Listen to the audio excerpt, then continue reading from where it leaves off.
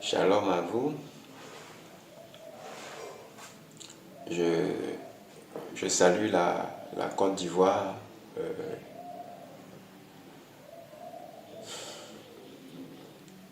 et tous les chrétiens du monde. Je vous salue partout où vous êtes présentement en train de me suivre et de m'écouter.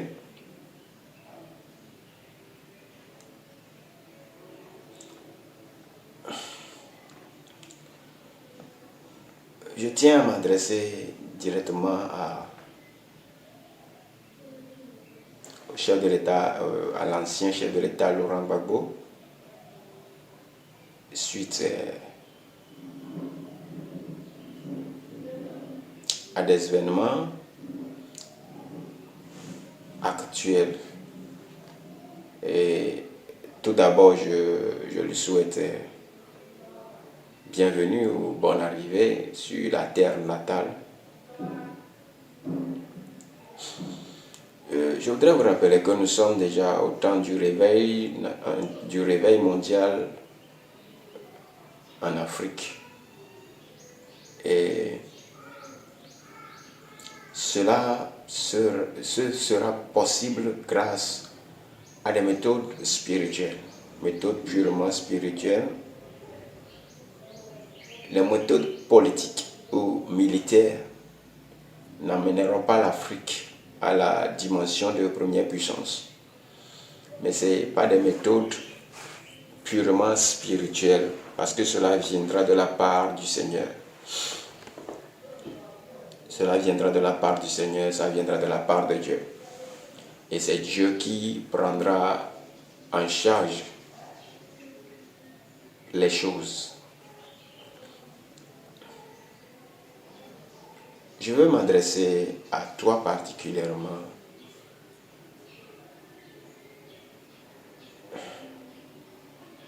Laurent Gbagbo, je te tutoie parce que, en tant que fils dans la foi,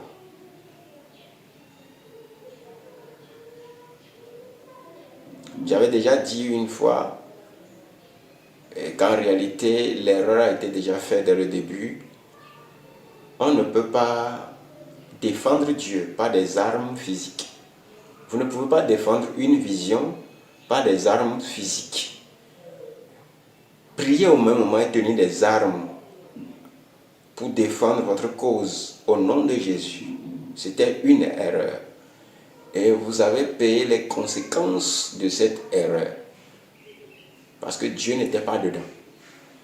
Donc j'avais déjà dit que c'était une erreur prophétique, une erreur de conseil de certains des pasteurs, des gens qui étaient autour de vous et qui vous faisaient... j'avais dit, vous auriez pu juste abandonner cette lutte, ce combat, et faire appel à un jeûne national. Un jeûne national que nous avions déjà fait. Et quand nous avions commencé par le faire, vous aviez vu les résultats au sein du gouvernement actuel, les résultats qui ont commencé par se faire voir même avant les élections en Côte d'Ivoire, avant les élections précédentes. Nous avons vu les décès dans le gouvernement et tout ça. Ce n'était pas un homme qui est parti causer ces choses. Vous savez, Dieu a sa méthode de faire les choses et nous ne pouvons pas aider Dieu. Nous devons laisser le Seigneur accomplir son plan, son projet, sa pensée sur notre vie comme il le pense et comme il le veut. Ce n'est pas à nous d'imposer notre méthode à Dieu. J'avais déjà donné un conseil au Togo ici, qu'en réalité que spirituellement le Togo et le Bénin sont une seule nation. Et je crois que les gens ont mal compris la méthodologie de Dieu. Et la méthode n'est pas une méthode politique. La méthode est une méthode spirituelle. C'est une méthode divine qui vient de la part de Dieu. Et nous devons commencer d'abord par le réveil spirituel avant de parler de politique et d'économie. Donc le spirituel doit d'abord être au devant de la scène. Parce que Dieu désire être au centre de la civilisation africaine. Et nous savons tous que le réveil de l'Afrique est un réveil spirituel, c'est un réveil de la religion. C'est pour ceux qui veulent le comprendre comme ça. Jésus-Christ ne nous a pas donné une religion, mais il y a un but pour lequel je le dis. Jésus-Christ au devant de la scène. Ésaïe 19. L'Afrique a une prophétie, l'Afrique a une promesse pour arriver à une dimension de première puissance. De première puissance, non par les âmes, mais par la parole de Dieu, par la parole prophétique. Donc, lorsque vous écoutez des prophéties, vous devez prêter attention à la parole et aussi vous référer au canal ou bien au canot que le Seigneur a utilisé pour annoncer ses paroles, ses pensées, ses plans, ses projets pour les nations, pour les gens. Donc, vous ne pouvez pas courir tout de suite à la besogne, non. Il a établi des conseillers spirituels, des conseillers divins, des gens qui pourront diriger vos nations, des gens qui pourront vous apprendre comment diriger les nations, comment prendre en charge les choses politiques, les choses économiques, les choses des nations. Donc c'est très important de se référer à ces gens, à ceux qui ont prophétisé, ceux qui ont dit tout ce qui fait partie de la pensée du Seigneur. Donc il faut vous référer à ces gens d'abord.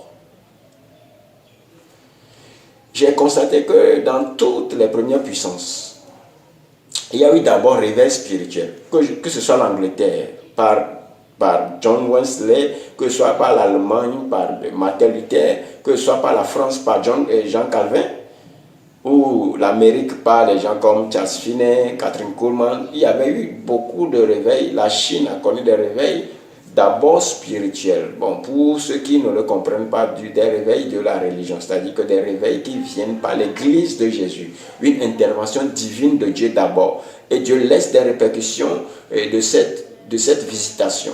Nous sommes dans la saison de visitation. Donc, je voudrais juste m'adresser à toutes les politiques, de beaucoup faire attention. Et ça, c'est une parenthèse que j'ai ouverte pour quand même vous conscientiser qu'en réalité, vous devez vous soumettre à la parole de Dieu, vous devez vous soumettre à Christ, vous devez vous soumettre à l'instruction divine, ou aux instructions divines d'abord. Ok, je m'en vais m'adresser à la famille Gbagbo directement. J'aurais aimé que les événements que vous êtes en train de créer par un projet de divorce puissent cesser. Je parle en tant qu'un père spirituel. Donc, il faut cesser ces choses-là. Peut-être que tu ne sais pas, Laurent Gbagbo, tu ne sais pas qu'en réalité, le zèle d'une femme pour son homme,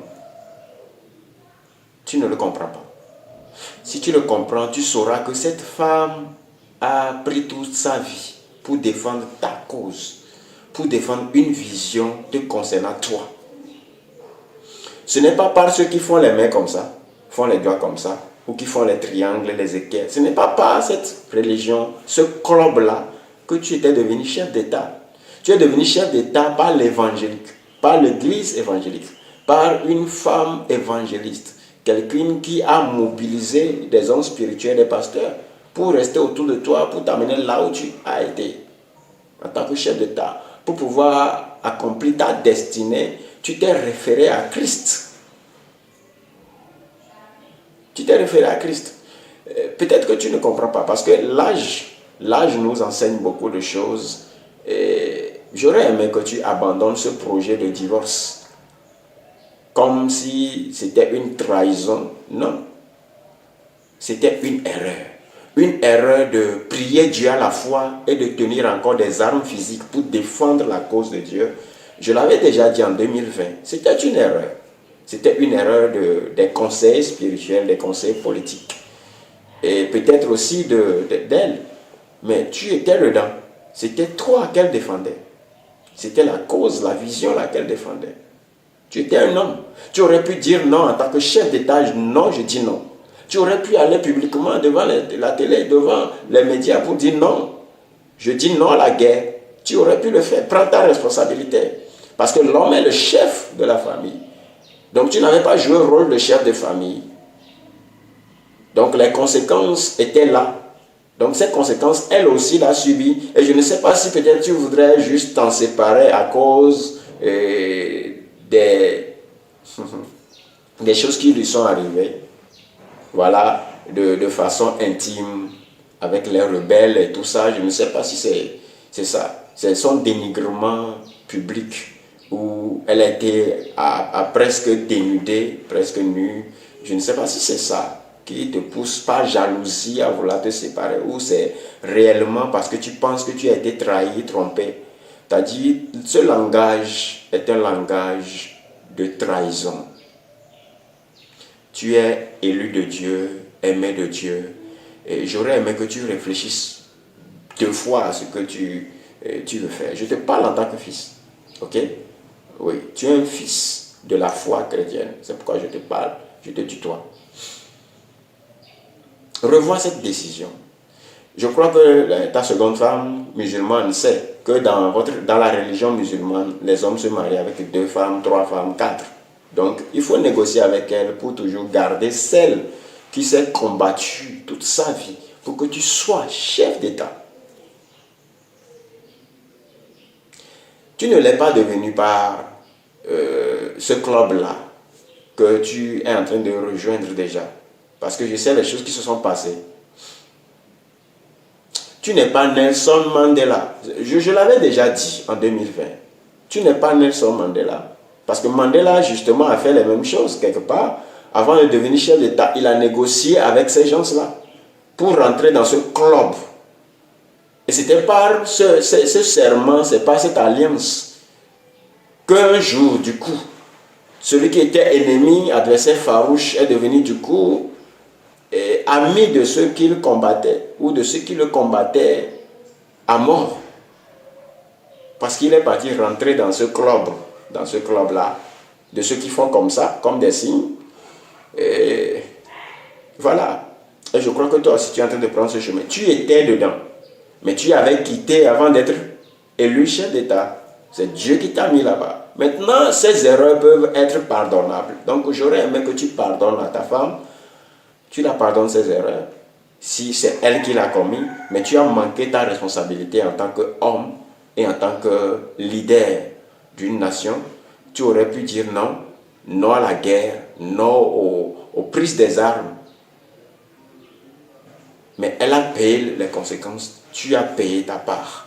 Maintenant, réconciliation. Par le Saint-Esprit, par Jésus-Christ. Et je te conseille clairement de le faire comme ça. Autrement, tu seras surpris. Tu vas être surpris. La suite des temps seront une surprise. Parce que j'ai pris du temps à défendre ta vocation, à défendre ta destinée.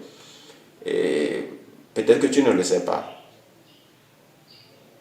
Mais réfléchis 2 fois avant de prendre cette décision-là.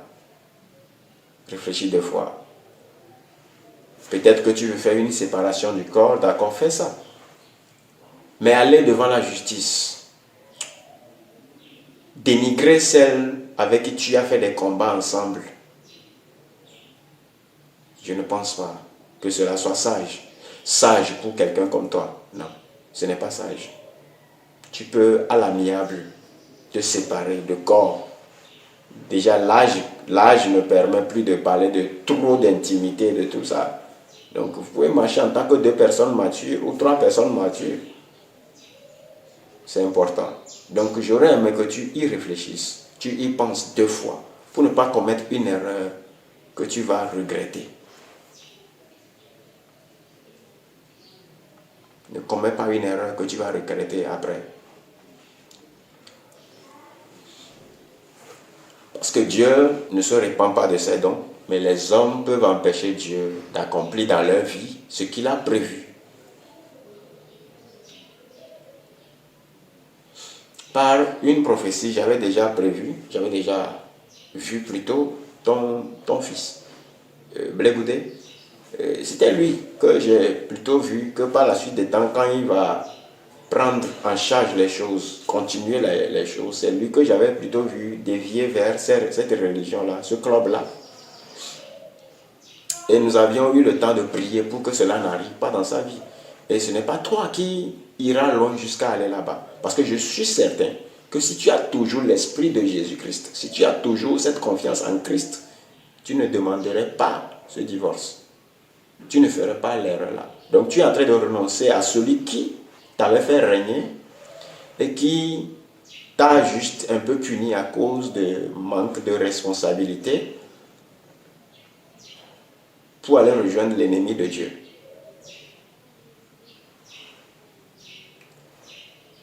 Donc celui qui est en train de vouloir trahir, c'est toi. C'est toi. C'est toi, Laurent Gbagbo, c'est toi qui es en train de vouloir trahir Dieu. Je ne parle même pas des êtres humains, je ne parle même pas de Simone, je ne parle même pas de... Je dis Dieu. Dieu qui t'avait fait régner. 10 ans, c'est beaucoup. Tu aurais pu juste abandonner. Je l'ai déjà dit en 2020. Tu aurais juste pu abandonner et appeler un jeûne national. Un jeûne et prière nationale. Si ce trône est un trône saint, un homme impur ne pourra pas s'y asseoir. Parce que Dieu veut ceux qui le craignent. Dieu veut que ceux qui le craignent gouvernent les nations. Parce que le temps du réveil de l'Afrique est arrivé. Et c'est ceux qui craignent le Seigneur qui vont régner sur les nations. Alors, si quelqu'un ne craint pas Dieu, si quelqu'un n'aime pas le nom du Seigneur, il ne s'assiera pas. Alors, il fallait laisser ça pour que cela devienne du feu, pour quiconque va vouloir s'asseoir. Et Dieu agirait en votre faveur. Je parle de tout le groupe FPI. Mais vous avez commis l'erreur. Oui, les mêmes personnes qui ont contribué à ton règne ont encore contribué à cette plaie-là. Mais il fallait penser les plaies et juste vous réconcilier. Corriger les erreurs et retourner vers Dieu pour qu'il fasse de nouvelles choses. Parce qu'il veut toujours faire de nouvelles choses. C'est comme ça que la sagesse réfléchit. Donc moi, j'en appelle à ta conscience. J'ai beaucoup de choses à dire que je ne finirai pas de dire. J'en appelle à ta conscience. Et je m'adresse par toi à Simone Gbagbo. Je l'avais déjà dit en 2020 de revoir sa manière de faire les choses. Et Madame Simone Gbagbo, si je veux te dire une chose, revois ta position. Cet radicalisme, il faut revoir ça. En temps normal, tes paroles devaient être des paroles de paix, des paroles de réconciliation, des paroles d'amour, parce que c'est ce que Jésus-Christ nous a appris. Et je crois que tu es en train de subir ce que tu vas subir à cause de ces paroles, à cause du fait que les plaies que tu as reçues, tu ne laisses pas Jésus penser ses plaies et les cicatriser. Laisse Jésus penser tes plaies et les cicatriser. Oublie tout ce qui s'est passé dans le passé, oublie tous les dénigrements, oublie le fait que tu as été déshonoré. Tu n'as pas été déshonoré. L'honneur appartient à Jésus. C'est Jésus qui honore. Donc le Seigneur peut te sanctifier, le Seigneur peut te purifier, te rendre parfaite et rajeunir tous les cellules de ton corps, refaire de nouvelles choses avec toi. Tu dois changer de mentalité.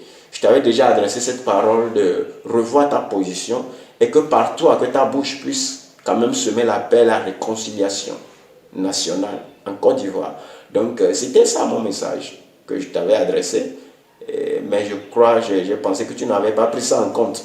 Lorsqu'en 2008 ou 2009, si j'ai bonne mémoire, vous étiez venu au Togo, vous auriez pu écouter une parole, un conseil, et l'erreur de 2010 n'allait pas se produire. Oui, parce que c'était un poids très lourd à supporter et à cause d'une décision radicale qui a été déjà faite de prendre des armes. Les armes n'allaient pas défendre une cause spirituelle. On ne prend pas des armes physiques pour défendre une cause spirituelle. Donc c'était une erreur. Et cette erreur a eu ses conséquences. Maintenant, il faut un rétrospectif et une vraie repentance. Et tu dois aller devant Dieu, à genoux. Tu es évangéliste. Un évangéliste ne peut pas conseiller de prendre des armes si réellement les choses qui se disent. Mais moi, je ne t'accuse pas seul. Et je responsabilise aussi l'ancien chef de l'État, Laurent Gbagbo, je le responsabilise. Il est un homme et un chef d'État.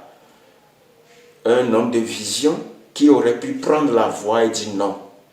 Donc, s'il a pu dire oui à une chose, même s'il contestait ça en secret, publiquement, il aurait pu dire non.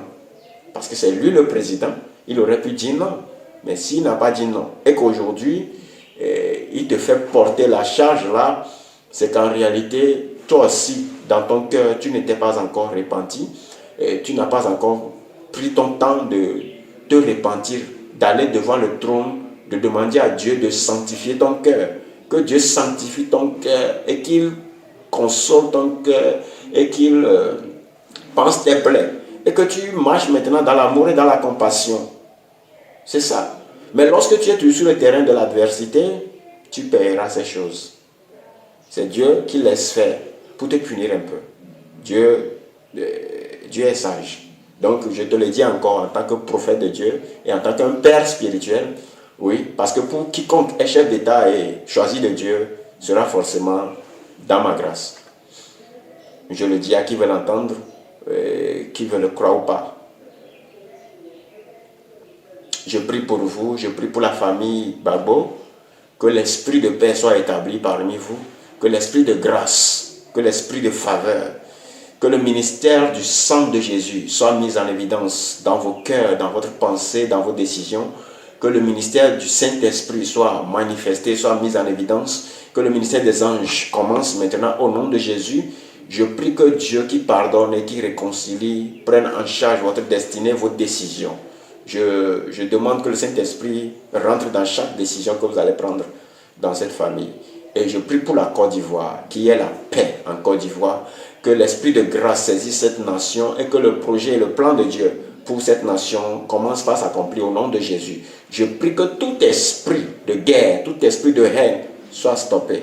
Vous savez, j'ai connu beaucoup, on avait entendu, avant les élections, des prophéties de guerre, beaucoup de prophéties de guerre sur la Côte d'Ivoire.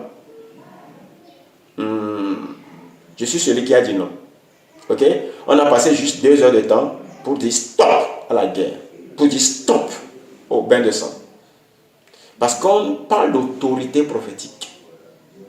On ne prophétise pas juste pour prophétiser. Peut-être que vous n'avez pas une idée de celui qui parle. Mais ce n'est pas une question quand même de moi, mais c'est une question de celui qui appelle. Oui. Donc, nous sommes appelés messagers de la paix. Et quand nous disons paix, il y a toujours paix. Mais je vous donne l'instruction là. Réconciliez-vous, réfléchissez 2 fois, pensez à ce que vous allez faire. Je ne vous vois pas vous séparer. Vous devez vous pardonner et continuer la marche. Je prie pour vous. Si vous avez besoin de plus de conseils, je serai là pour vous en donner. Prophète Fullman, shalom à vous, shalom à la Côte d'Ivoire. Et je salue toute la classe politique. Et je salue tous les prophètes, tous les pasteurs, les apôtres. Et je vous conseille plus. Vous savez, arrêtez les prophéties de guerre. Je vous l'ai déjà dit en 2020. Il n'y aura pas de guerre. Arrêtez les prophéties de guerre. Quand Dieu révèle une chose, c'est pour qu'on prie quand la chose n'est pas bonne. Il y a des dimensions prophétiques. Il y a des sources prophétiques. Il y a des atmosphères prophétiques. Comprenez? Il y a des autorités prophétiques. Il y a des prophéties prédestinationnelles. C'est comme ça que je les nomme. Il y a des prophéties circonstancielles. Vous comprenez? Donc, vous devez savoir dans quelle dimension prophétiser. Et qu'est-ce que le Seigneur veut? Quelle est sa volonté parfaite? Il y a la bonne volonté de Dieu. Il y a la volonté acceptable. Il y a la volonté parfaite de Dieu. Donc, vous devez savoir quelle est la volonté parfaite de Dieu lorsque vous prophétisez. Et vous devez savoir quelle est votre responsabilité. C'est vrai, il y a des prophètes qui prophétisent et qui ne pourront rien en faire.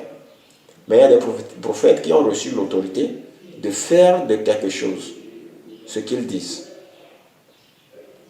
Je vous salue tous. Shalom à vous. Paix sur vous. Et le réveil est déjà là.